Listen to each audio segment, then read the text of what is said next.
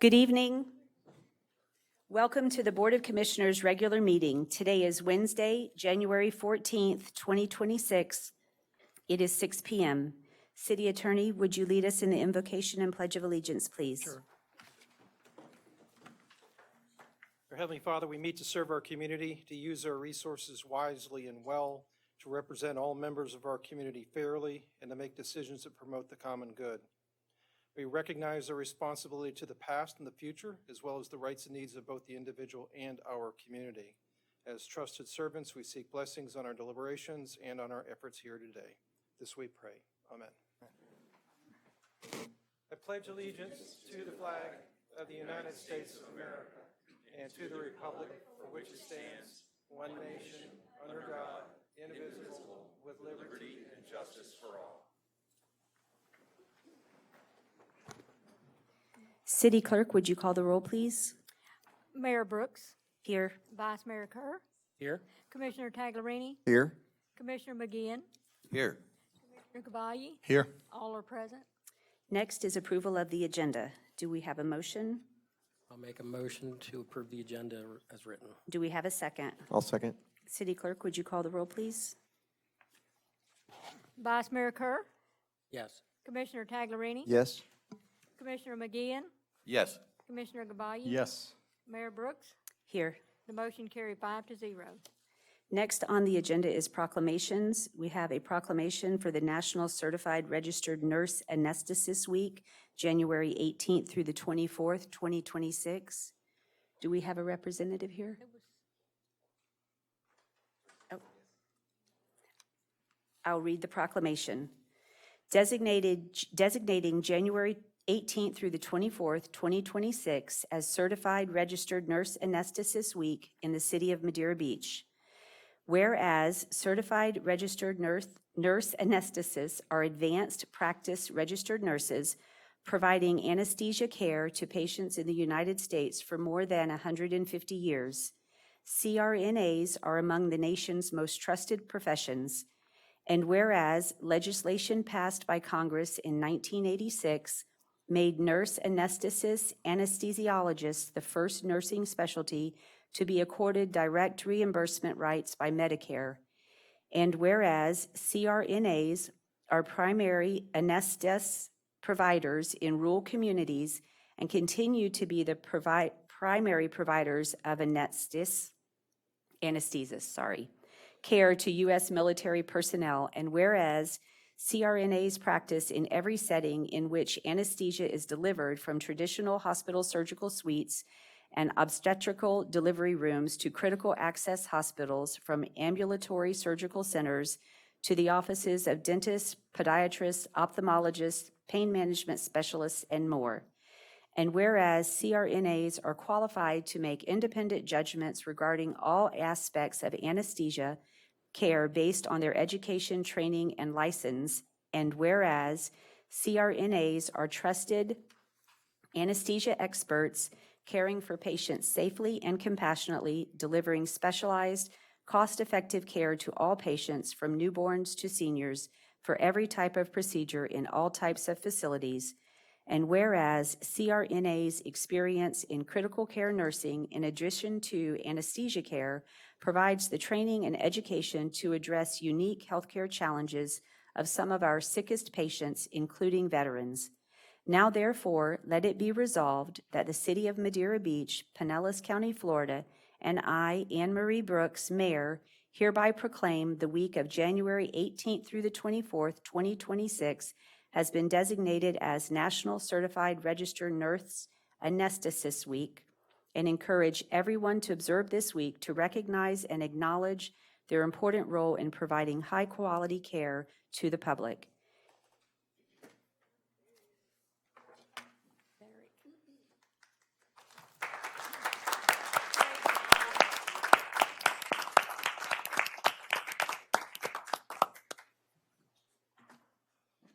We have no presentations, so next will be public comment.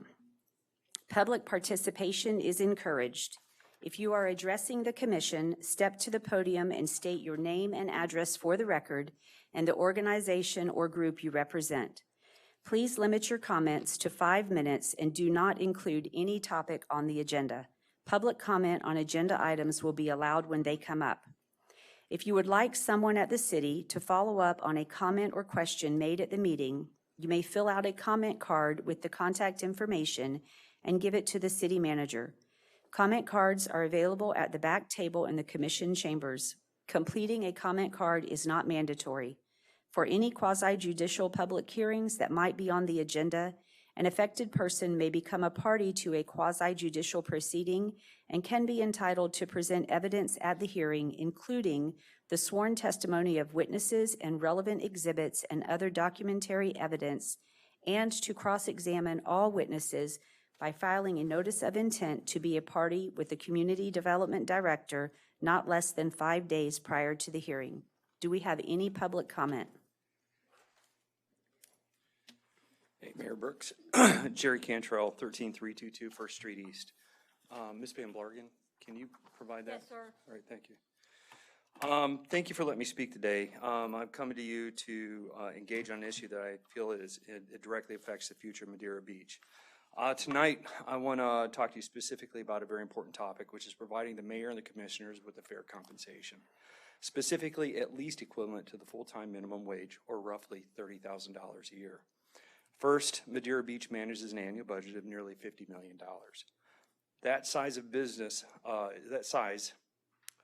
is a major business enterprise. The budget funds public safety, infrastructure, recreational spaces, coastal management, and storm preparedness, some of the most critical services the community can provide.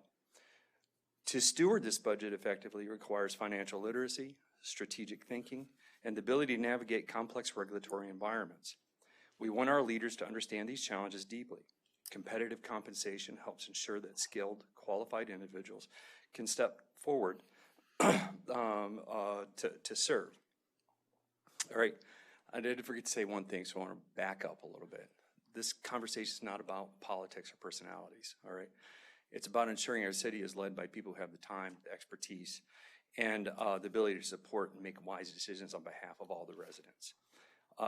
It's a request to support you, the highly qualified people that are currently serving on the board, as well as to attract future people that can serve on the board. All right, so the second item I wanted to talk about. Many people assume that being mayor or commissioner is a part-time job, but from my experiences, that reality is far different, all right? The responsibilities extend well beyond meetings. They include policy research, coordination with city staff and regional partners, ongoing communication with residents and businesses, and participation in community events. And let's not forget, elected officials are accountable 24 hours a day. When storms are threatening, when emergencies arise, when residents need our help, our officials must be available. A modest salary simply recognizes that commitment. This level of responsibility often requires sacrificing personal and professional opportunities. Providing adequate compensation helps offset the sacrifice and makes public service accessible to a wider range of residents. Third, Madeira Beach is a world-class destination. We attract over 4.2 million visitors annually, right? Madeira Beach's Johns Pass alone has 1.5 million visitors a year. We also have national recognition, including TripAdvisor's top 10 U.S. beaches. I think we're the second most visited. I didn't put this in my notes, so I could be wrong. We're the second most visited beach in Pinellas County, all right? Tourism fuels our economy, all right? But it also places extraordinary pressure on our infrastructure, public safety, environmental stewardship, traffic management, and long-term planning. Balancing residents' needs with tourism demands requires thoughtful, dedicated leadership. Fair compensation helps ensure those who lead our city have the bandwidth and stability to manage these complex dynamics. Fourth, let's talk numbers, all right? For a mid-sized city, the average commissioner salary in Florida in 2025 was $54,922, all right? We are a mid-sized city, all right? It's almost double what I'm proposing for compensation that I would like for you guys to consider. By contrast, Madeira Beach's proposed $30,000 is fiscally conservative while still being fair. This proposal is not extravagant. It is reasonable, responsible, and in line with cities of similar size and complexity. At the end of the day, fair compensation is not about the individuals currently in office. It's about the office itself. the responsibility, the workload, the commitment required to lead Madeira Beach well. If we want experienced, qualified, and committed people like you to guide our city, people who can navigate multi-million-dollar decisions, manage high tourism demands, and make sound choices that affect every resident, then we must compensate them fairly. A salary of $30,000 is not excessive. It is a basic acknowledgement of the value of your time, of your expertise, and of your service. Madeira Beach deserves strong leadership, and strong leadership deserves fair investment. Thank you. Thank you. Do we have any additional public comment? Please. Guy's name. Good evening, Madam Mayor, Commissioners, Attorney, other staff members. My name is Larry Roloffs. I live at 399 150th Avenue and have been there for 25 years.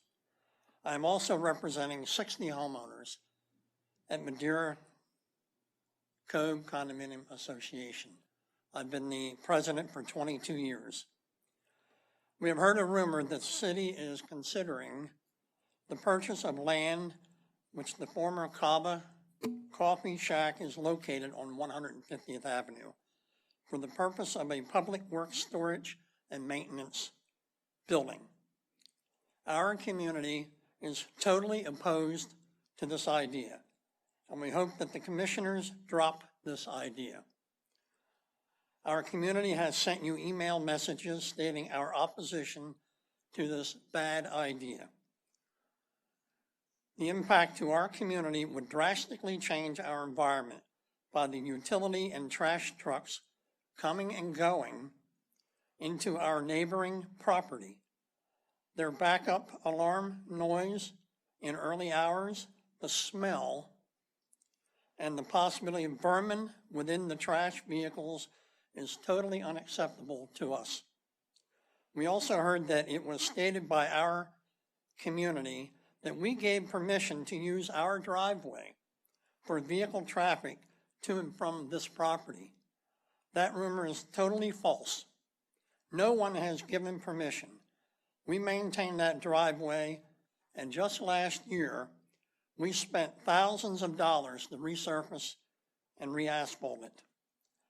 The negative impact upon our property values would also be unacceptable. Would you accept such a facility next to your homes? I can't imagine that this idea would be acceptable to all the hotels, condominiums, and businesses in the center city complex by having these trash trucks coming and going throughout the day.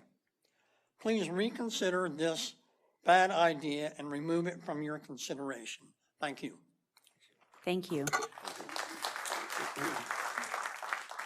Do we have any additional public comment? Good evening. I'm John Lipa, 399 150th Avenue. I'm Vice President of Madeira Cove Condominiums. Now, I can save you all a lot of time if you agree with one thing. I agree with everything Larry says, and we got a room full of residents who agree too. If you just want to take us as affirmative and raise our hands, we don't have to come and give you 5 minutes. It's your call. If you want us all to speak, we can speak. How do you want to play it? Let me know. However you want. Well, I see the support, John, so however you Okay. want. Well, to me, I'd as soon say I support everything Larry said because I sent the letters to each one of you and it echoes what he said. So I don't need to take 5 minutes. Thank you. Thank you. Do we have any additional public comment? Hello, Commissioners. I do not live at Madeira Cove. So my name is Captain Dylan Hubbard from Hubbard's Marina, and I wanted to take a few seconds tonight to thank you all for working with us to set up that Johns Pass Business Committee, and really excited to move forward with the city leadership and city staff and fellow Johns Pass business owners and residents to hopefully take some positive steps forward for our business community and that big tourism draw that was mentioned earlier. Also wanted to bring up some issues that happened at our recent meeting a majority of you were able to make it. We appreciate your attendance. For those unable to make it, I just wanted to follow up and bring light back to the commission of what was discussed and what are some big business needs in Johns Pass, specifically surrounding the parking issues. You guys talked at the last commission meeting I attended a lot about the parking lot in the back and how they have a predatory pricing schedule and it kind of fluctuates with how busy the pass is. One thing that was discussed around the dais and was discussed again at the recent meeting was the help it would be if Madeira Beach city parking was really clearly denoted and then very clearly stated how much the price would be. Because if there was big signs, welcome to Johns Pass, city parking over here, $4 an hour. The visitors who don't know any better, if they wandered into a private lot that was more than $4 an hour, they would be severely off-put when they saw $35 or $75 in some cases in that back lot. And they would easily know that something's amiss, and they would start looking around for those $4 lots. I think it would bring you guys more revenue, it would be more positive for Johns Pass, and would help clear up a lot of issues we have. Also, the parking garage issue, just want to keep that on your radar. Don't want to keep beating the dead horse, but I want to keep it on the front of the radar because we desperately need more parking around Johns Pass. And I think the idea that was brought up with Fisherman's Park, Kingfish Park, or whatever name you want to call it, the park across the bridge from Johns Pass there on the corner, exploring parking there, and with some of the traffic routes, some of the inventive things that have been brought up at the last meetings or recent meetings, where it would be a right turn only if you were heading south and pull into that lot, park as much as you want, and then when you leave, exit out underneath the bridge. Knowing how well the District 7 FDOT gentleman worked with us with repairing the sidewalk underneath the bridge and how amenable he is to inventive ideas, I really feel confident that a conversation could potentially allude to some inventive traffic patterns down there that would alleviate any concerns with placing a parking garage in that lot. Also, jetty walkway. We desperately implore you guys to move forward as soon as possible with empowering city staff to move forward with planning and permitting to replace that sidewalk. I appreciate your time tonight. Thank you. Do we have any additional public comment?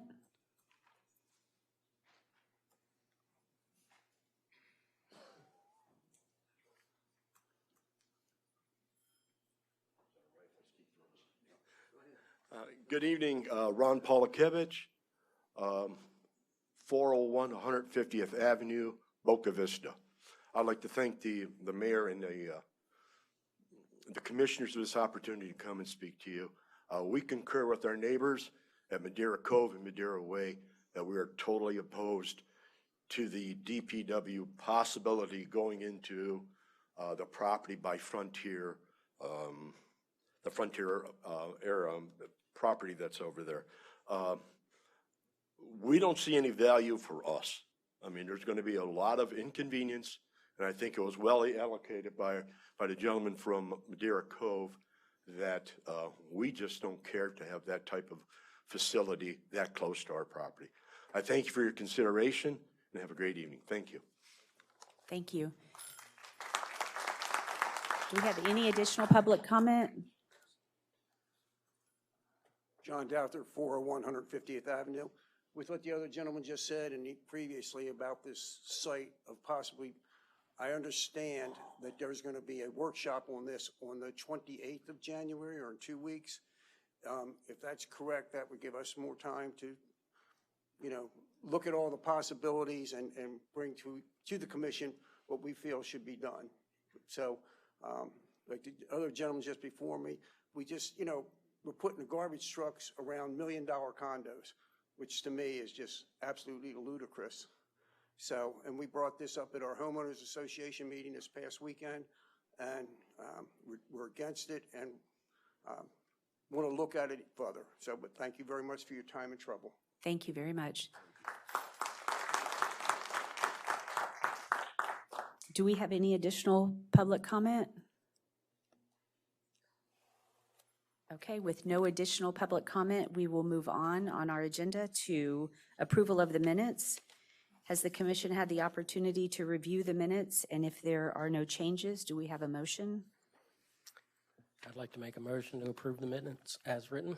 Do we have a second? Second. City Clerk, would you call the roll, please? Vice Mayor Kerr, Yes. Commissioner Gabayie, Yes. Commissioner Taglerini, Yes. Commissioner McGeehan, Yes. Mayor Brooks. Yes. The motion carried 5-0. Next on the agenda is public hearings. Ordinance 2025-20, Certified Recovery Residents, second reading and public hearing. City Attorney? Thank you, Mayor. This is ordinance 2025-20. I'm going to read it by title only. An ordinance of the City of Madeira Beach, Florida, amending Article 6, Supplemental District Regulations of Chapter 110 Zoning, the Land Development Regulations by creating Division 16, Certified Recovery Residences, providing for definitions, providing for procedures for the review and approval of certified recovery residences, providing for requests for reasonable accommodations, providing for revocation of reasonable accommodations, providing for codification, severability, and for an effective date. That was the second and final reading of ordinance 2025-20 by title only. It has not changed since the first reading. Do we have any public comment? Commission, questions, comments? Then do we have a motion? Madam Mayor, I'd like to pass ordinance 2025-20. Do we have a second? I second. City Clerk, would you call the roll, please? Commissioner Gabayie, Yes. Commissioner Taglerini, Yes. Commissioner McGeehan, Yes. Vice Mayor Kerr, Yes. Mayor Brooks. Yes. The motion carried 5-0. Next on the agenda is ordinance 2026-01, calling the March 10th, 2026 municipal election, first reading and public hearing. City Attorney? Thank you, Mayor. This is ordinance 2026-01, an ordinance of the City of Madeira Beach, Florida, calling for a municipal election on March 10, 2026, for the purpose of electing a commissioner for District 2, providing for publication, authorization of election expenditures, identifying the Pinellas County Canvassing Board as a canvassing board for the March 10, 2026 municipal election, providing for polling place, providing for repeal of ordinances or parts of ordinances in conflict herewith to the extent of such conflict, and providing for an effective date. That was the first reading of ordinance 2026-01 by title only. I believe the city clerk has a presentation on this. Okay. Yes. In accordance with the City Charter, Section 3.4B, the Board of Commissioners is required by ordinance to prescribe the manner of holding the election and provide for the polling places on Election Day. And ordinance 2026-01 was prepared for that purpose, as the city attorney had read. The City of Madeira Beach municipal election will be held on Tuesday, March the 10th, 2026, for the purpose of electing a commissioner for District 2 for a 2-year term. Our qualifying period for that election was in December, and it was for Commissioner District 1 and Commissioner District 2 seat. David Taglerini was current Commissioner. David Taglerini was the only one that applied and qualified for that seat, so his name would not be on the ballot for that race, that whole seat, Commissioner District 1. Although David Taglerini may be unopposed and his name not on the ballot, he is not considered elected to a new 2-year term until the election has been held. Unopposed candidates are deemed to have voted for themselves on Election Day. For Commissioner District 2, 2 candidates qualified to have their names placed on the ballot for that race: Ray Kerr, the incumbent, current commissioner, and Charles Chuck Dillon. He's serving currently on the Planning Commission. At the March the 10th, 2026 municipal election, the City of Madeira Beach electorates will vote on who will be the commissioner for District 2 for a 2-year term. So that's the only race on the ballot. Then if they tied, it said in accordance with City Charter Section 3.4E, any candidate receiving the highest number of votes cast in the general or special election for an office shall be elected to the office. In case 2 or more candidates receive an equal or highest number of votes for the same office, such person shall draw lots to determine who shall be elected to the office. All right, then as the ordinance reads, the Pinellas County Canvassing Board certifies the election results. They serve as the canvassing board, and they also certify the election results. And then the city clerk has to read the election results following that at the next meeting and the Board of Commissioners declare the election results that the Pinellas County Canvassing Board certified. And the first meeting for newly elected commission members for induction into office, it says in accordance with City Charter Section 4.8, the first meeting of each newly elected member of the Board of Commissioners for induction into office shall be at a Board of Commissioners meeting to be held on or before the last day of the month in which the election was held, which is by March the 31st, 2026. In accordance with City Charter Section 2.2B, the terms of district commissioners are 2 years and will begin at the Board of Commissioners' first meeting following the election and shall continue until their successor has been duly elected and installed under this charter, which at the same time before that happens, they are sworn into office, which is induction into office.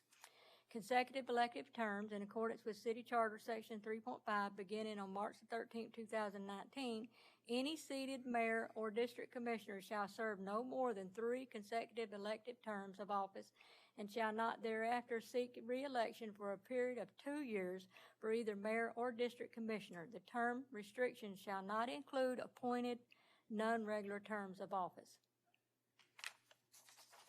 There is a regular workshop meeting scheduled on Wednesday, March 18, 2026. It says the first meeting scheduled following the election is the BOC regular workshop meeting, which is March 18th at 4:00 p.m. If the Pinellas County Canvassing Board certifies the election results by this date, the first order of business on the meeting agenda will be to declare the certified election results, conduct the induction into office, and take a new roll call of the new commission. At that time, the 2-year term of the newly elected commissioners will begin. This will be their first meeting following the election. If the Pinellas County Canvassing Board does not certify the election results by March 18th, the Board of Commissioners would need to change the workshop meeting date to another date held by March the 31st, the month in which the election was held. The Board of Commissioners could call a special meeting to be held before the workshop, providing the election results are certified. In other words, you do not have to wait to that workshop. On that same day, we can have a special meeting like we did the last time and a little ceremony and everything to declare the certified election results and for the induction into office. If a special meeting is called for that purpose, it must be the first meeting following the election to comply with the city charter. For the appointment of vice mayor, in accordance with the city charter, section 4.4, the Board of Commissioners shall appoint a vice mayor at its first regular meeting following the election. The term of the vice mayor shall be for 1 year. The vice mayor shall act as mayor during the absence or disability of the mayor. Should the vice mayor be required to act as mayor for a period in excess of 30 days, he or she shall receive the compensation of the mayor retroactive to the date upon which he or she consumed the mayoral duties. The first regular meeting of the Board of Commissioners scheduled after the election is on Wednesday, April the 8th, 2026 at 6:00 p.m. The commission would appoint a vice mayor at this meeting. The polling locations for March the 10th, 2026 is municipal election. This year, because the elevator is down and we have to comply with federal compliance for the election, we're having the polling location for City of Madeira Beach voters for the March the 10th, 2026 municipal election for precinct 301 and 415 will be at the Gulf Beaches Public Library, the back area of the library, which you'll still come in the front, which is located at 200 Municipal Drive, Madeira Beach, Florida 33708, 7:00 a.m. to 7:00 p.m. Of course, there's no campaigning within 150 feet from the front door, which takes you to the sidewalk of the Winn-Dixie store. We'll talk to them if somebody should set up over there. And if the Winn-Dixie store doesn't want any, or it's a different store now, the property owner, if they don't want anybody campaigning out there, you can't on their properties, but we'll work with them on that. But the back door, the 150 feet, I believe, goes to the edge where, outside of where everybody campaigns anyway. So you can set up your tents and on the ground out there should be enough room there. So that would be no problem outside between the fire department and City Hall, so we won't have to worry about that. But it will be at the library this year only, and then hopefully everything will be up and running by June the 1st. If not, we have to look for another place, and that's going to be difficult. So the election, we need to have the elevator up and going, which we will be, and the city manager can give us an update on that right there. But the fiscal impact to the election, which is the contract we have with the supervisor of elections, is estimated to be $6,922.36. That's about the average each time. And if it comes in less, they'll reimburse us. If it comes out a little more, then we'll pay the extra. That all depends if we have to order extra ballots, et cetera. And the confirmed cost of the advertisement for this ordinance for second reading and public hearing is $141.40. So that's to be transparent with the true fiscal impact. So the recommendation to the Board of Commissioners is to adopt Ordinance 2601. Of course, you're required to adopt an ordinance calling the election. And then the second reading and public hearing of the ordinance will be advertised for Wednesday, February 4th, 2026 at 6 o'clock p.m., which I've already prepared that and sent it to the papers. So that's it for my presentation. Thank you, If anybody has Claire. any questions, I'm happy Do we to have, answer. thank you. Do we have any public comment? Commissioners, any comments? Do we have a motion? I move we adopt ordinance 2026-01, calling the March 10th, 2026 municipal election. Do we have a second? I'll second. City Clerk, would you call the roll, please? Who is that seconded? Okay. Commissioner Taglerini, Yes?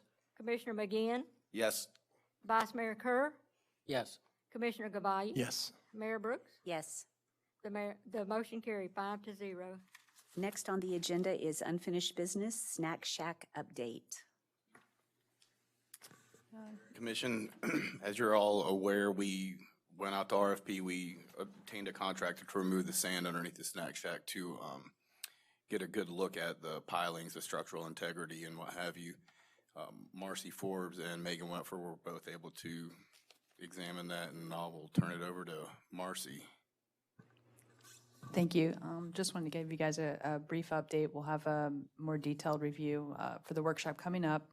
But as Clint stated, we had the sand excavated. We're still working with the contractor on the quantity, but they've removed enough that I was able to put on a double XL Tyvek suit and crawl up underneath there. And with that, I was able to review pretty detailed around 14 of the piles. And to be quite honest, it's in very good shape. So we have 10-inch piles In down good there. shape, It's you in said? It's in good shape. We will have some things to repair. We will have to work on the structural straps. 100% of those will need to be done. But there's 45 piles holding that building down. And it's not a heavily loaded building, so those aren't there to keep it down. It's mainly to help with the uplift and the lateral load. So it's not carrying a ton of weight down, but it's there for the lateral impact and the uplift. Those 45 piles are attached to 9.5-inch by 5 3/4 inch bearer beams running north-south.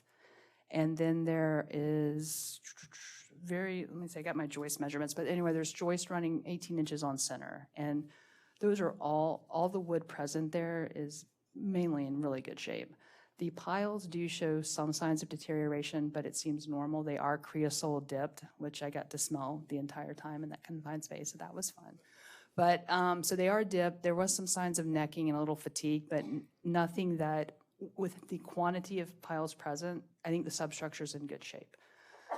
With that, I think our biggest vulnerability is the superstructure, and that's what we can deal with as we move through the planning process. So what I foresee, the path forward is we'll revisit with Kimley Horn on the proposal for getting the historical designation into our LDRs. So that'll come to you at the next workshop, the quote for that and the negotiation we've had with them. I foresee once we get that moving simultaneously, we should be able to start working on plans. So that's kind of how I see it going, provided that is the direction that you guys want to go.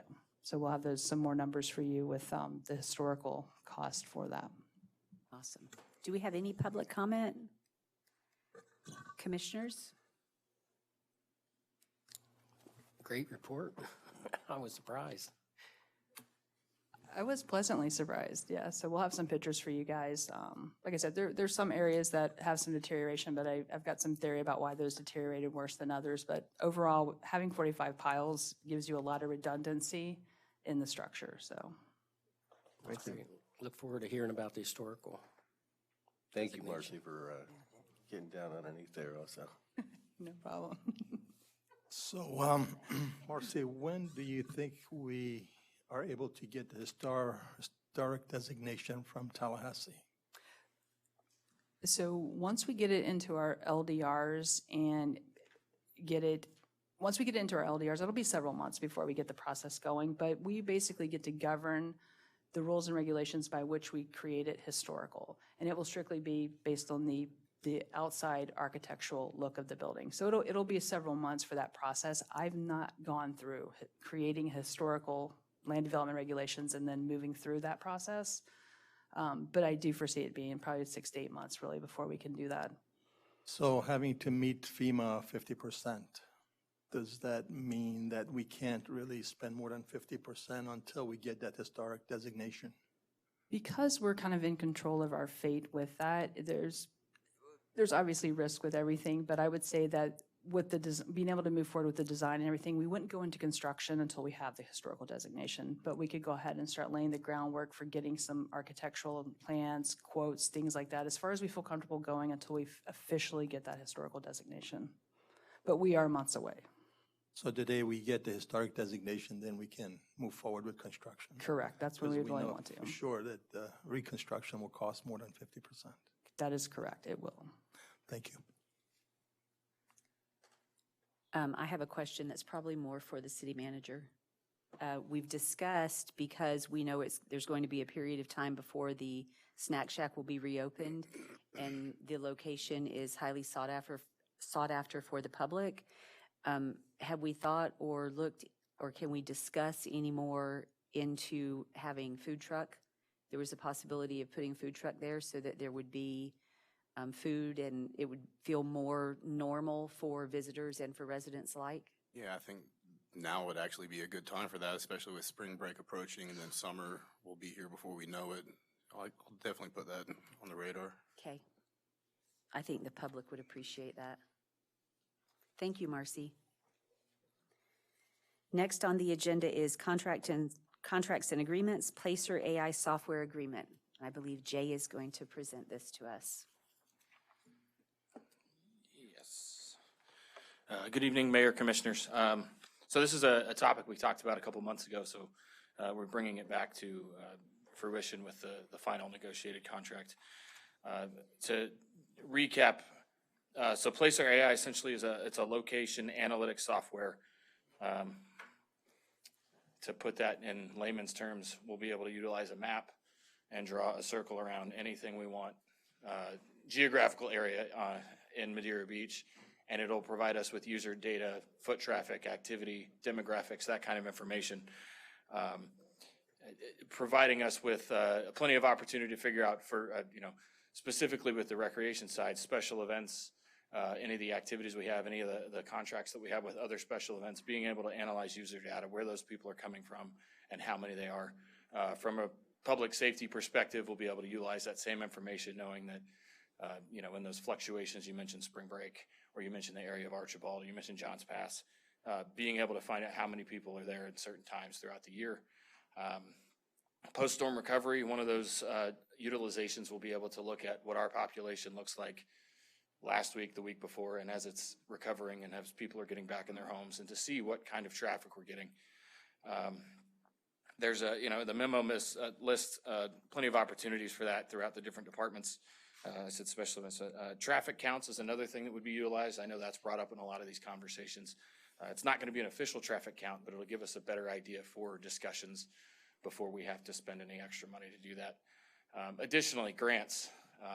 I know that we spend a lot of time talking about bringing new things to the city, and a lot of those items or softwares or anything else that we are looking to secure require some sort of information background-wise with any supporting documentation. I think these these numbers, and I know specifically with Visit St. Pete Clearwater, one of the grants that we've looked at for recreation requires demographic data such as this. So it's an opportunity for us to be able to provide third-party information that is going to allow us to support these decisions and documentation we make. And then another, we were talking about this in the past couple of days, being able to identify resident versus non-resident uses in certain areas. So when we look at, Snack Shack in Archibald Park, or we look at this park out here and we say, hey, we want to add this amenity, or we need this for this user, we can show based on, and it gives us three options, resident, non-resident, and then the third one is staff members. It recognizes off of your user data how long those people have been around. So it's able to identify those, so it would be able to look at those demographic areas and see how different parts of the city are used by residents, visitors, and staff members alike. So essentially this software would give us plenty of information to support these bigger ideas, bigger decisions we're looking to make. I think especially with the new property that we're looking at, that we have, and then any future events or any other planning ideas that we're looking at as well. So from a budgetary perspective, we did budget $20,000 in the non-departmental for this. We went back to negotiating with them, and it came in at a $12,000 budget for this year, and then it increases, I believe, to 13 and 15 for the next 2 years. So it would be a 3-year contract, and then at that point we could reevaluate. So if you guys have any questions, or Do we have any public comment? Commission, questions, comments? Jay, who would be the primary user of this software? So with this software, any staff member that requests it has the opportunity. So not just you? Yes, there's an unlimited seat number. One of the learning curves with this thing, and we've had discussions with other cities that use it, there's a lot of people that are really good with software and a lot of people that are really good with data. Not a whole lot of people that are good with both. So our goal is to train whoever's using it, myself, my staff, anybody else, that this is how you use it, and this is, if you're looking for a specific number, to make sure that we can help you find that. And the same with, if the commission's asking specific about something, or, that kind of thing. Would law enforcement be able to use it, or do they already have something like Well, so it'd be a part of a strategic conversation. Like we say, hey, what solution are we trying to solve in the city? And one of the biggest examples for this is for me is 4th of July on the beach. What does our staffing need to be? Whether it's for public safety, the cops, or even do we need to have, is it parking for, what is it? So it's knowing that in discussion with this company, they talked about one unique thing about our city and looking at the data is it's kind of like an accordion with the population. We've got a lot of snowbirds, we've got a lot of different stuff. And they said that utilizing that, you're able to pinpoint staffing needs and other opportunities. Would any professional development or training be required for different department heads to use it? Like, for instance, if our parking director or public works director want to use it for something, would they have access to professional development or training to use this effectively for them? Yeah, there's opportunity included. The learning curve to actually use the software is not huge. You're looking at like a Google map image, and you drop dots around the area you want, and then select the type of report. So it's very simplified. You just got to know what you're looking for. But right, yes, there's opportunity. But you got to know what you want. Absolutely. Yes, sir. Okay. I think those are the questions I had. Thank you. Thanks, Jay. We had a great conversation about this earlier. I was a little suspect, but I'm supportive. My biggest question is, say day one, February 1st, we have a contract. What information do we have at that time? Do we have prior information from years past, or do we have to wait 6 months to gather 6 months worth of data? How's that work? All the information, and I believe he said they go back 7 years, is aggregated. It takes 72 hours. So if we wanted information for right now, we wouldn't have it for 72 hours. But we have the previous 7 years of information from that 72 hours. Okay. So it gives us a good picture of it. It would be useful right off the bat, as far as you wanted to go back and look at the Grunt Hunt or seafood festival, where people were coming from. Yeah, absolutely. Okay, great. Thank you. Yeah, as we spoke earlier, we had a nice talk about this. I believe it's a useful tool, and So it will help us to receive grants, Madeira Beach grants in the future.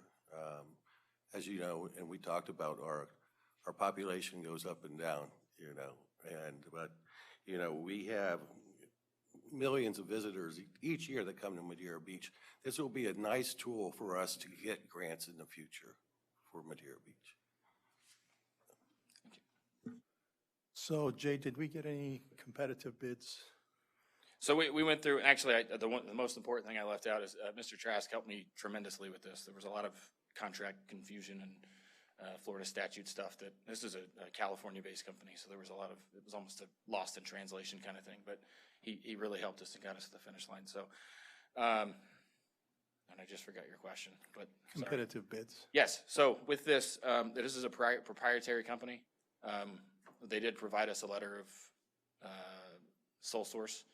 We went through and reviewed it, as well as had the discussions with them. And then I got a contract pricing that is also based off the state of Florida. So we have a sole source and we have a piggyback pricing on it. So they don't have any competition? Well, they do and they don't. The way that they aggregate their data is, they're the only ones that do it that way. There's others that do some data like this, but we didn't find anything that was as substantial as the information that was provided by them. And that's basically the cost of their software and some training? Yes. And as of right now, we've got the city of Treasure Island utilizes it, and then the county's utilizing it. And then some of my discussions with Mr. Kerr was that we were looking, is there an opportunity for me to call up TI and say, hey, I need you to run this report for us? And looking through the contract, it's specifically forbidden to do any sort of business that way.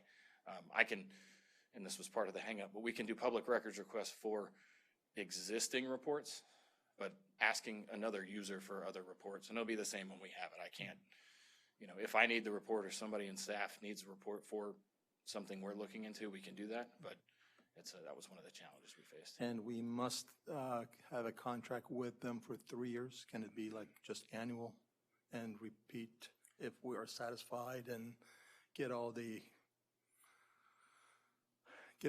we expected? I don't know that the 3 years required. I just do know that as we use the data and we look into further years. So if we're using it, say for Seafood Fest, for example, our goal is to increase attendance. And we look at it this year and then we run out of the contract and we go into year 2 and 3 and we have to either enter into a contract. And I just know that the pricing of this 3 years was based off the opportunity with a 3-year contract. I just love to test it for 1 year because this is our first year we're doing this. I understand. And make sure we're satisfied with the software and all the expectations that you have. And then if, we're all happy, we can go ahead and renew the contract. Commissioner, the contract has a 30-day notice. It says either party may terminate this order form upon 30 days notice. So there's a clause in there that if we wanted to terminate after a year, we could. The second year, if we didn't, yeah. I see. All right, thank you. Jay, thank you. We've talked about this for a long time, so I think that based off all of our communication and what they provide, it could be a very useful tool, not just for your department, but for community development and lots of other things. So I'm in favor of it. Thank you. Do we have a motion? I move that we approve the contract for Placer AI to provide location analytics software. Do we have a second? I'll second. City Clerk, would you call the roll, please? Commissioner Taglerini? Yes. Commissioner Gabayi? Yes. Commissioner McGeehan? Yes. Vice Mayor Kerr? Yes. Mayor Brooks? Yes. The motion carried 5-0. Next on the agenda is new business, Resolution 2026-01, Emergency Bridge Loan.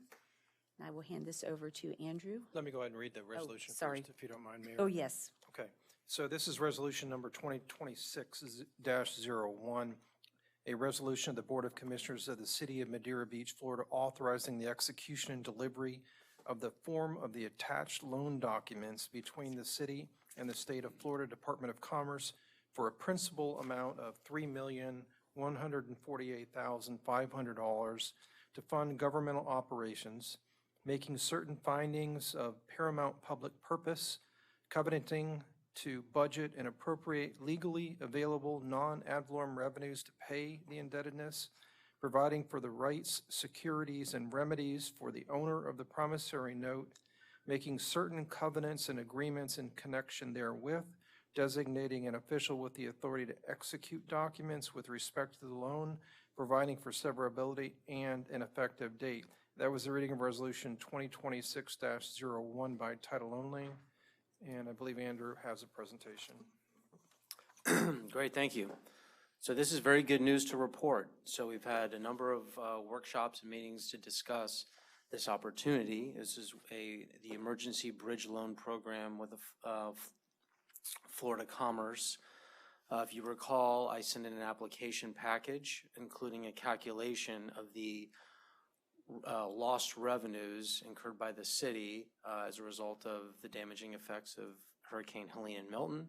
That was mostly centered around property tax revenue loss from refunds and future property value losses, as well as parking revenues that suffered, building permitting and inspection fees, and some other local option taxes. So made that calculation, came out to this $3,158,500 that was then agreed to by Florida Commerce. So that was a step in the right direction. Then came the contracting elements, and that's kind of what has drawn this process out a bit. They have, as you can see here in your packet, templates for the promissory note, the resolution language, term sheet, and so on. So we've gone through an exhaustive review, both from our city attorney and the city's bond counsel, just to ensure that this wouldn't, entering into this loan agreement would not impede the city's ability to enter into any other debt obligations, whether we want to go after private placement debt with either bank loan, commercial paper, line of credit, or even seek public debt with public bonds in the future, right? So from evaluating any potentially restrictive covenants, collateral pledging requirements, debt subordination, any of those things that we want to look at to make sure we're not putting ourselves in a precarious position. Because there could be desire, obviously, as you know, for future debt issuances.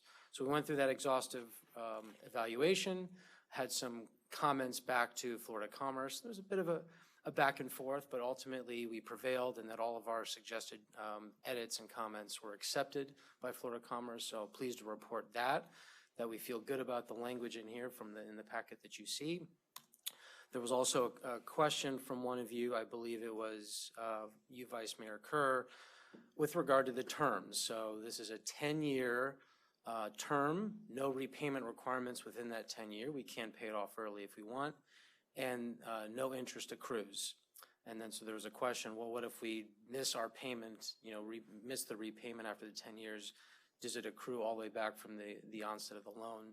So that is in Section 2.4 of the loan agreement. So it is clear that no interest in Section 2.42, no interest will accrue for the term of the loan. And then at the maturity date, interest will be computed on the basis of the actual numbers of days elapsed over the 360-day year. So, and that's on an interest rate of 3%. Okay, so if we miss the payment, no, we haven't accrued 10 years of interest and all of a sudden have a massive obligation. So that is hopefully reassuring as well. So great news, interest-free, over $3 million. And upon your approval, I'll work back with the Florida Commerce to provide the fully executed documents and hopefully get that ACH right in our bank account. I'll take any questions if you got them. Do we have any public comment? Commission? Comments, questions? Great job. I don't see any downside. I mean, worst case, you get 10 years and then you have a 3% loan. That's right, yeah, it's not an exorbitant interest rate at that, right? So 3% if we wanted to not pay right away, but at least we're not accruing the interest over this 10-year period. Perfect. Great job, Andrew. Is there any condition as far as where we can spend the money? Yeah, great question. So there are very stringent conditions that this needs to be used for operating. So it's essentially revenue replacement. Okay, so we will ensure that these funds are used for operating purposes, which consists of personnel costs and other operating expenses. So our salaries and benefits of our people, as well as repairs and maintenance, professional services, small equipment, supplies, the things that are needed to run the city. So it would exclude any capital expenditures, but then also there's then availability to use our other revenue sources to be able to fund, CapEx. Is there any gray area where somebody can challenge, where they can challenge and say, this is not what we agreed upon? I mean, I know you described where we can spend it, but is there any gray area where somebody can say, well, that's not where it's intended to be spent? Potentially, if there could be something to be traced back to say you're using this money for capital purposes, I find that very difficult unless we're a very small city that over 10 years, we didn't even have $3 million in operating expenses. But we have a budget, an annual budget well in excess of that. So there's plenty of operating need, but financial needs that we can clearly stipulate that these monies are used for that intention. So I don't foresee any problems with that. Thank you. Thank you. Good job. Do we have a motion? I'd like to make a motion to approve Resolution 2026-01, the Emergency Bridge Loan Program. Do we have a second? Second. City Clerk, would you call the roll, please? Vice Mayor Kerr, Yes. Commissioner Gavayi, Yes. Commissioner Taglerini, Yes. Commissioner McGinn, Yes. Mayor Brooks. Yes. The motion carried 5-0. Next on the agenda is agenda setting for the January 28th, 2026 BOC regular workshop at 2 p.m. I'd like to start this discussion. So I know that we are trying, or we had a discussion to work on keeping our workshops at a reasonable amount of time so as not to keep city staff where their eyes are rolling back in their head. And we moved our meetings up to start at 4 o'clock to help that also. But there are 4 things that I want to bring up, and so I would like to have parking signage discussion, parking garage discussion, the jetty walkway discussion so that some direction can be given on that, and then update on Kitty Stewart Park discussion. That being said, I know that there are other things that are also going to be added to the workshop that aren't on this. So my question is, when looking at this, should we consider adding another workshop so that we can break it in half and have a more reasonable time frame?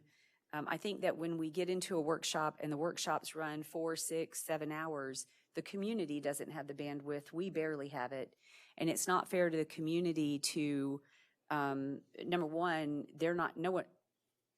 it's not likely that someone is going to sit and watch it. It's difficult for even someone who's going back and watching it after the fact. So my point is, if this becomes a very long workshop, I think we should consider adding a workshop and having 2 this month instead of just 1. If that works for everyone's schedule. For me, it would be depending on the. Right.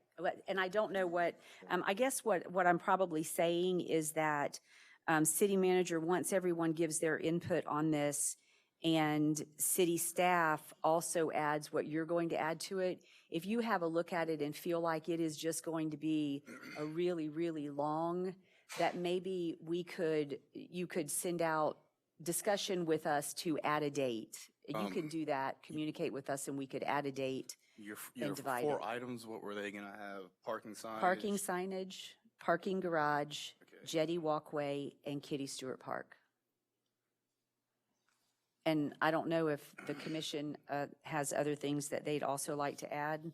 I'd Oh, actually like, I'm sorry. I'm sorry, go ahead. I was just going to ask, what is the Public Works building rendering discussion? Is that the current rendering that we have approval for already? What I'm asking is, based on public comment today, Yeah.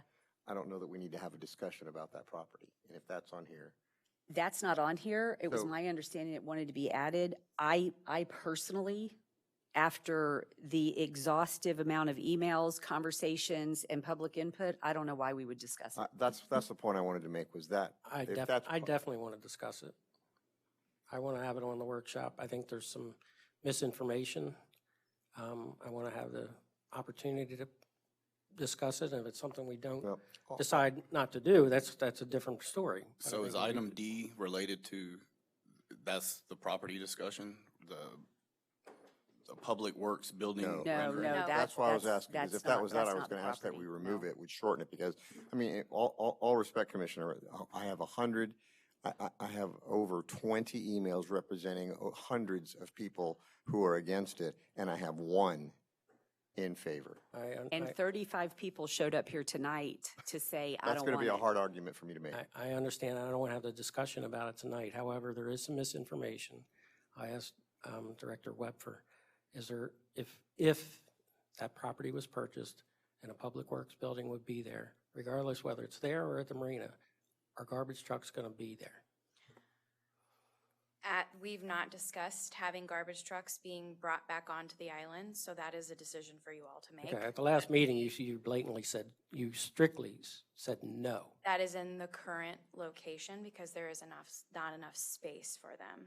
So no, in the current location, which is what the renderings are for, the design that you all approved for me to proceed with, we've gotten renderings from the architect for you all to make the decision on how you would like that building to look. That is Right. what that is. But the building, For the current location. no matter where the building is, the trucks will be there whenever they have any type of maintenance done on them. Yes, that is Correct. correct. And they are in and out of the public works yard at least twice a day. Yes. Currently. The garbage trucks. Yes. Correct. My They are just understanding not that they were in the stored. blue building. They're not stored at the current location on the So why- island, so why but would they they- come in to empty dumpsters. They come in to empty the Broyhill dumpster. Multiple different Why do they items. come into the marina property now? They come in to empty dumpsters. We have a Broyhill container that does the beach that they empty at least once a day. And then we have other dumpsters within the public works yard that they empty that would come with us to our public works yard that we use. Okay, I'd still like to have the discussion put on the workshop. If I may, I'd like to state that this commission passed an ordinance to place the Public Works future building at the marina. I mean, this commission passed it. So how can we retract that and say, okay, we don't honor what this commission passed, let's just put it somewhere else? I mean, I don't understand that. We've I already agree, I decided agree. where it needs to I'm go. surprised it's not built yet. It was a while ago. Yes. And there's still the issue of the maybe shared road. I'd like to have the discussion. To answer your question, Commissioner Taglerini, the Public Works building rendering discussion, Megan's going to present the renderings that she's had drawn for what we gave her the approval to move forward with getting a drawing and design.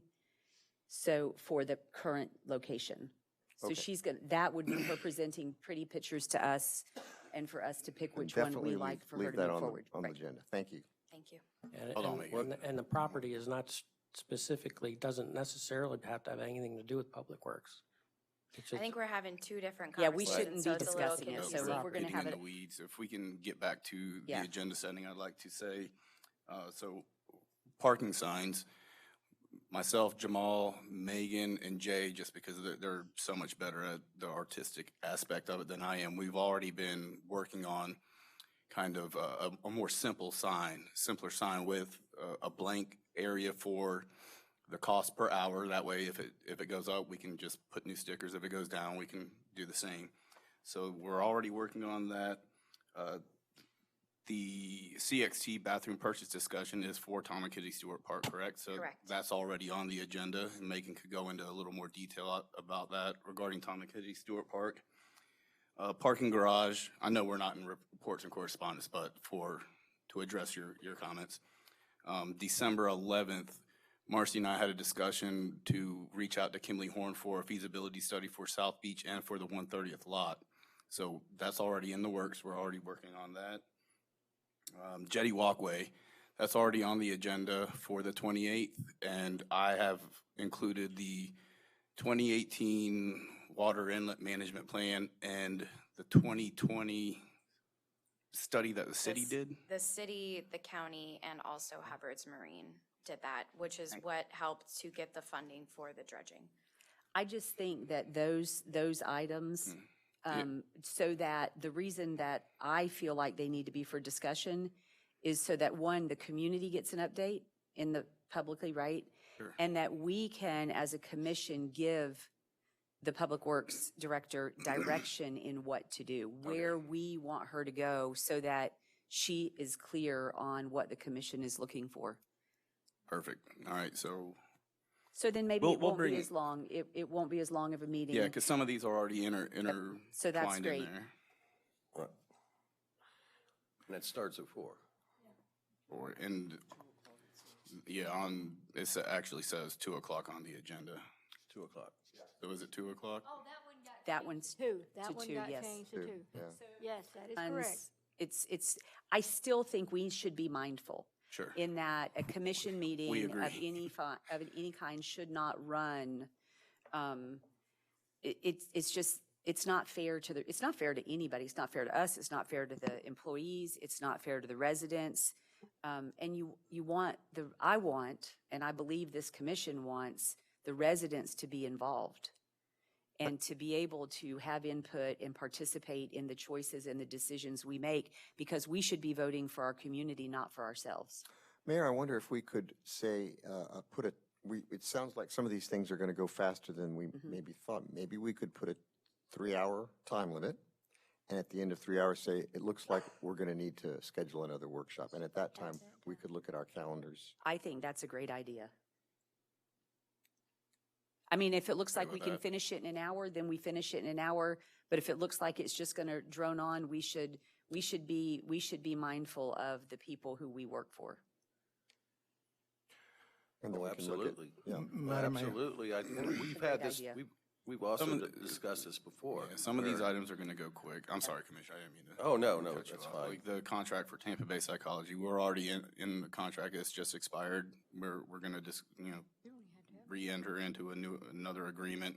And some of these are they're going to be intermingled with each other. So I don't think it'll be as tedious as we think it might be. So as far as agenda setting, we're still in that phase, right? Yes. So based on Vice Mayor Kerr's request, we're going to have that meeting.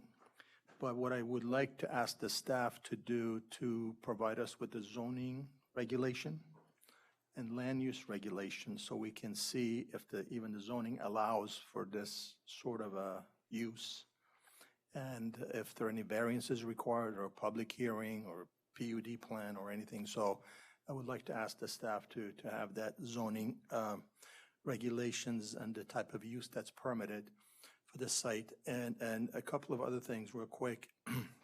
Last year, we passed an ordinance to recognize people that go over and above the line of duty for our city. I'd like to put that on our next agenda to discuss that and see how we can schedule a meeting to recognize those wonderful people that we just see a lot out there. I mean, it's amazing what they do, and I'm really in favor of recognizing them. So don't know how to go about that, but just put it out there for discussion and scheduling. Commissioner Govalli, is this for residents or city staff recognition? Residents. Yes. And also just a note that our list of city managers will be, I guess, discussed with us on on the January 26th? Are we Meeting's having? on the 28th. The first review of resumes is on the 26th through the firm, not with us. And I'm going to assume that she will have a list or short list to us by the 28th. It is on the agenda about the city manager search, so. Okay. And I'll be in touch with her before then to see if there's any additional information we need to add to the agenda. Thank you. I'm sorry, Mayor, if we are going to add that item regarding that property, I would really like to know the bottom line on that road. The shared road? The president of that said association that. stood here tonight. Right. He put it in writing to all of us, but he stood here tonight and said they will not give access to that road. Okay, well, if I that's don't the believe final- that you can get much Any more clearer definitive? than that. Okay, thank you. Yes. I will say on that, you had sent an email to a resident, Commissioner Taglerini, and obviously you didn't copy us on it, but when the resident responded to you, he did copy the commission.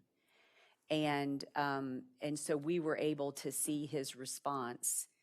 It was quite long. I actually forwarded it to the city manager, and I don't necessarily agree with 100% of that response. However, I did think that it was very insightful, a lot of really good questions, and it did question zoning and things like that for the city. So I think that city staff could take that email and use those questions as a guide, because they will be questions that we're going to ask. If you did you read the email that he sent back? Yeah. And so there will be good, that will bring good communication for clarity on that property. And so I think it was a good response, I thought. So, okay. Anything else on the agenda? Did we have any public comment? Next on the agenda is Board of Commissioners reports and correspondence. Does anyone have? Mayor, I actually have a short report I'd like to bring forward if you don't. Oh, yes. Correspondence report. If you look up at the screens, this is a Pocket Park project, a public works success story. I thought I would like to bring it to the board's attention and to public. If the city hall is the heartbeat of the city, public works are the veins and the arteries that make it work. And I know that you are aware of what's going on, but I wanted you to see it because it's way down south in District 1. So maybe go to the next slide. And so here's a very short history, because the history is 4 years long. In April of 2022, that was my first term, City Manager Gomez requests Board of Commissioners to submit ideas for use of the federal ARPA funds. This is something that it came into my head. I was talking to a couple of residents about the pocket parks. Well, this was a perfect project for the ARPA funds, and I'll say a little bit more about that in just a second. The board approved a motion that ARPA funds be used to fund the completion of the pocket park project. That was in May of 2022. Next, insert elections, hurricanes, and many other distractions. 3 years later, in December 25, Director Webfer completes the project within the budget, completely covered by the federal ARPA funds. What is ARPA? Most of us know, but just in case you haven't heard it, the ARPA funds refers to the American Rescue Plan Act of 2021, billion to state, local, tribal, and territorial governments for essential services, infrastructure, broad public health, economic recovery, helping communities rebuild with flexibility for pandemic-related needs and long-term growth. These street ends, or as we call them, pocket parks, were ideal for this use. So if we go to the next one, just a quick before and after. This is, you probably don't recognize the address. That's the Coast Guard Auxiliary, and that's what it looked like before. And now we have a lovely paved walkway. And all the parks are different, by the way. They're not identical. With nice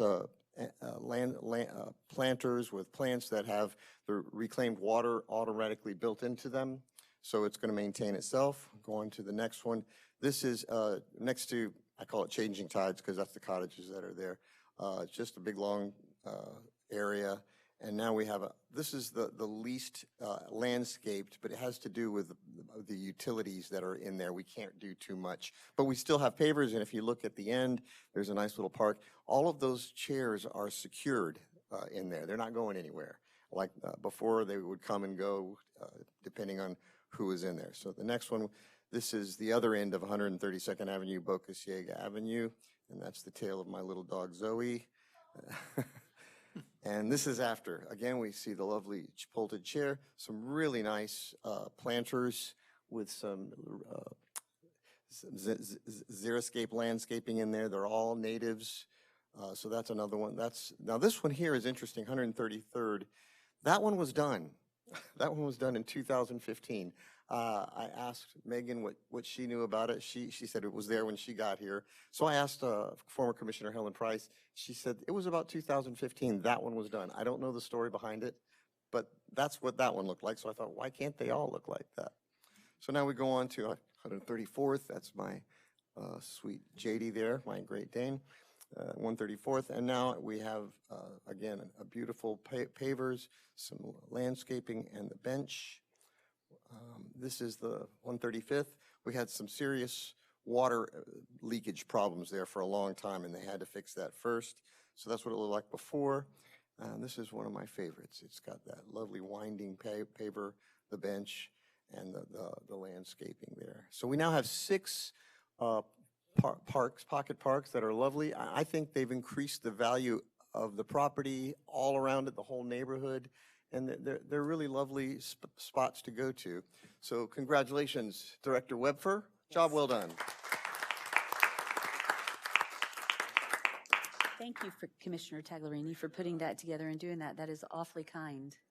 It's nice to hear good news. It is always great to hear good news. Do we have anything additional from the commissioners?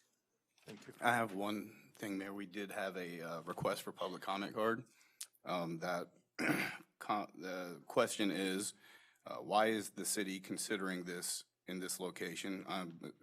For the Kava Shack vehicle storage is the title of the question, so it's the property in discussion. So I don't know. I don't know anything about the property. I have not had communication with anyone in regards to the property other than being told that we were being solicited by someone to purchase it.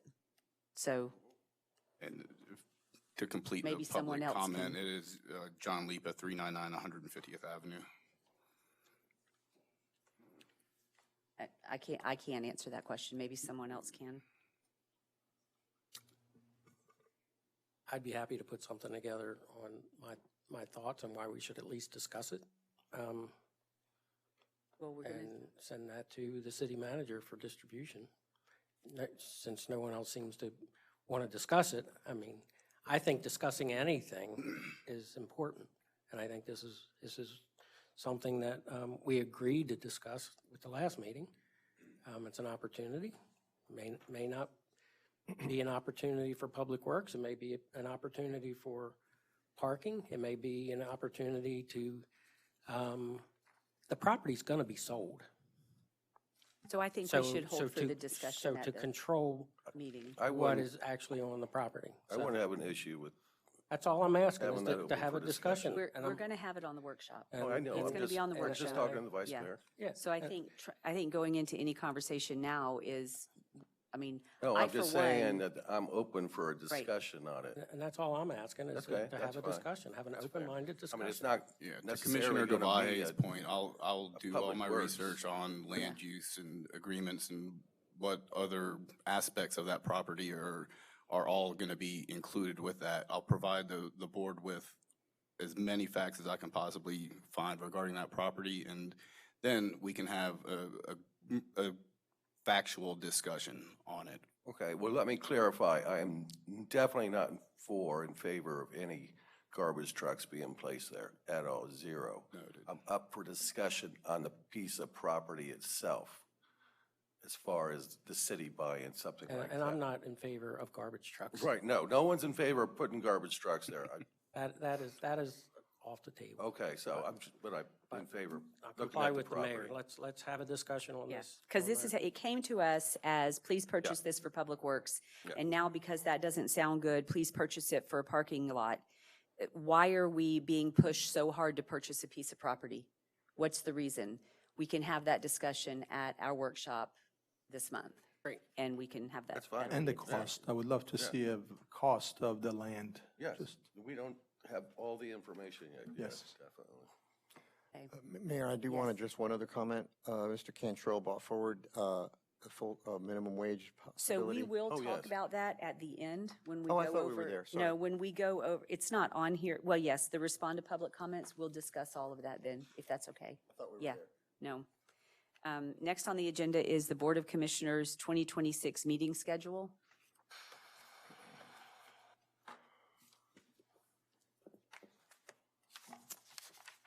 Does anyone have any comments on the schedule?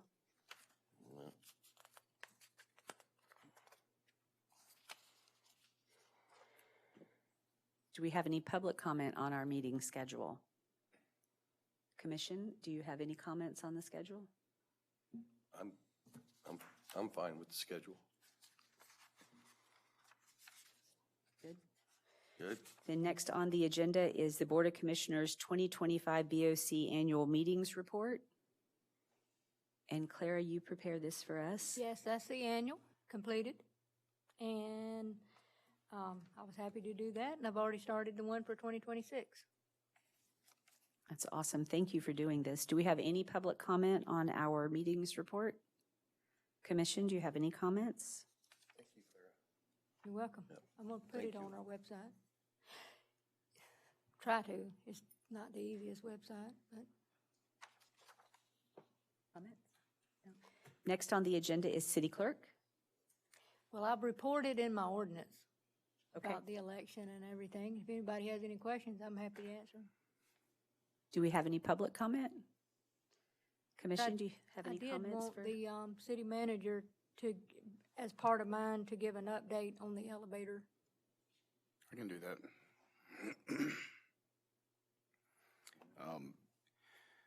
So we're not currently in ADA compliance with the elevator. We do have a little latitude or a little leeway when you're making a good faith effort to get it repaired. I feel that we're kind of abusing that at this point. We just paid for $30,000 in repairs. It took months to get the parts in. Apparently they had to be made in Europe, specialty, and then shipped over here. They made those repairs. They didn't fix the elevator. So then they identified more items, $32,000 worth of repairs. I did give Megan Powers the okay to go ahead and move that forward as an emergency purchase, which obviously we'll bring to the board. I don't have a timeline on when that will be repaired, when the parts will come in. And that's why Claire and I had the discussion about moving the elections to the library to avoid any type of ADA issues. Right. But we would have to have it fixed by June the 1st. Of course, we cannot have the August primary election over there. They said it would be very difficult to find another place for the August and the November. There's going to be a lot on that agenda. If they have the property tax, doing away with that or whatever, they're expecting a huge turnout. Yeah, a lot. Clint, do we know the cost of a brand-new elevator? It's funny you say that. Megan Powers and myself have had discussions she's working on a proposal up for replacing all the tile out there on the veranda. Some of it's cracked. It's not for exterior use. It's slippery when it's wet. She's looking at getting that replaced. And in that, I asked if we could look into just replacing the elevator itself. As everyone knows, the elevator is meant for indoor use, and for whatever reason, it was placed in an exterior location. That's why we're having all the issues with it that we have. So you're looking into, We are, yep, we are. We haven't had a cost for replacing the entire elevator yet, but we have at least had the discussion. okay. And are you proposing to maybe put a canopy near the elevator where it can be at least No, we're water? proposing to buy the appropriate exterior elevator. Exterior elevator, I see. Okay. Thank you. Next on the agenda is city attorney. I have nothing to report tonight. Thank you. Really? Yes. Is that okay? I'll be happy to answer your questions. Do we have any public comment for this, city attorney? Next on the agenda is city manager. City manager, do you have anything additional to share with us? Not much, just appropriations update. I spoke with RJ, our lobbyist, and I did give him permission to lobby on our behalf. It appears that the 3 requests that we made are maybe moving forward. They do have a little bit of traction, so that's good. He does have permission to negotiate on behalf of the city at this point. But other than that, I have no other updates on appropriations, and that is it for me. Do we have any public comment? Commission comments? I just want to thank everyone for coming out tonight. It was a great turnout, and hopefully we can continue that coming up. And also remind everyone about our town hall meetings coming up. February 3rd and 7th. Yep. The 3rd and the 7th. So hope to see you there, definitely.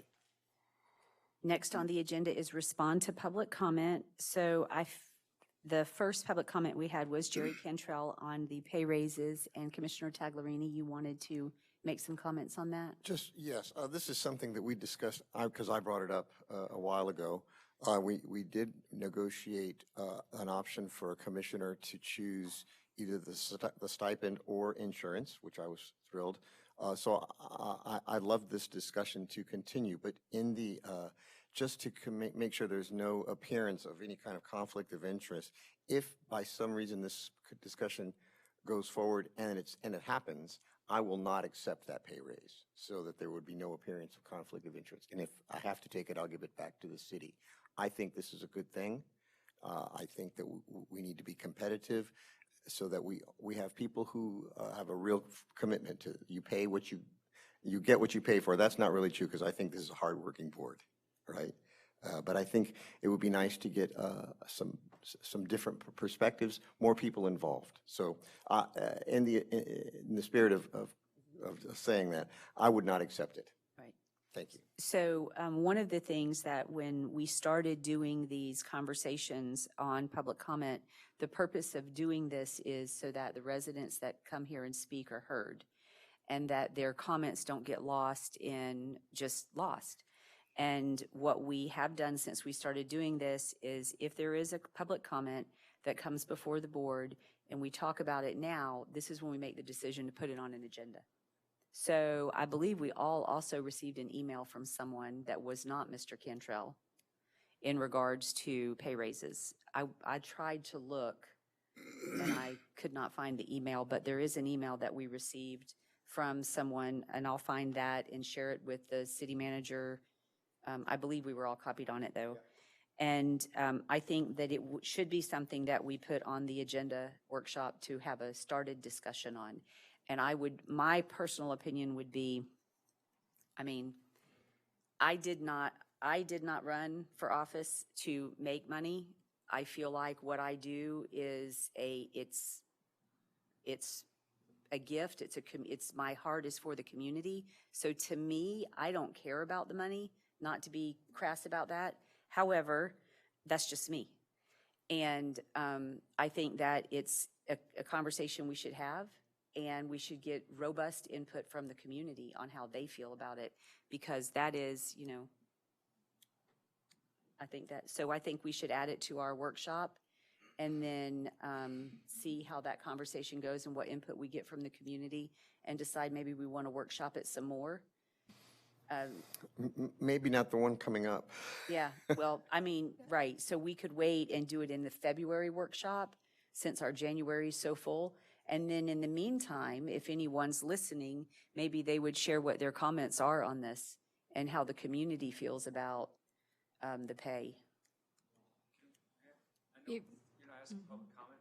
Nope. Sorry. Public comment's closed for a second. Okay. Yes. Is that good? That's good, yes, Okay. thank you. I mean, that's what, Commission, Yeah. do you agree with that? Yeah, I agree. We have We that in can- February for discussion? February, that would be great. Mayor, if you should make any type of change at all, I mean, if we did an ordinance changing it, for it to take effect for the next 2027 election, it Yes. would have to be adopted no later than 6 months before. Right. None of us would qualify Got for the plenty raise of time. anyhow. Yeah. Got which plenty of is time. Yeah. And then all of the other comments that we received were in regards to the property. And like I said earlier, I counted 35 people that were in the audience exclusively for the property discussion. So I think that we'll have that, and I would expect many of them will be back here in 2 weeks for that discussion. Any additional comments? Do we have any public comment on our public comment? Some things I didn't include in that. Is this open? Okay. So things I included in that, which probably good for people to know, is that the mayor currently is paid, I think it's $10,000 a year. Is that correct? And the commissioners are $7,500 a year. And for the amount of work you do, you're really, really undercompensated. So that just needs to be said, because you guys all do an excellent job. The other thing, when I looked at this and I tried to figure out comparable sized cities with comparable budgets, I was sitting there, I was like, hey, do you want the commissioners to be paid more than the employees that are actually working in the city and doing the work? And I think the minimum pay, and I may be wrong on this, is something like $18 an hour. And at minimum wage of 15, it keeps you less than any full-time employee. So it doesn't put you ahead of any employee. All it does is brings you up to a fair wage. That's it. So. Thank you. Okay, Commission. If that is all, oh, yes, please. Good evening. Just take a second of your time. Richard LeBlanc, 399 150th Avenue here in Madeira Beach. You talked about the property. I just wanted to make a point that it's not only just about what is going in that property. For me, I'm very concerned about traffic in that particular area. Right now, this afternoon, I witnessed a near almost fatal collision, I'm sure if it was a T-bone, trying to get out of our driveway out into the road. And then one person trying to come in with another person taking a U-turn at the street. Any more traffic on 150th Avenue is a recipe for disaster. And I can't understand how, even, like I know you're talking about the Public Works thing and the other property up farther by the bridge, but really, I don't know if anybody grasps the difficulty that we're having getting in and out of our property, particularly as the tourists are here and whatever. So please keep that in mind with regards to the whole question. It's not just about garbage trucks, it's about everything else. And if there is traffic coming in our driveway and then trying to go out, add that to what we already have, disaster. Thank you. Thank you.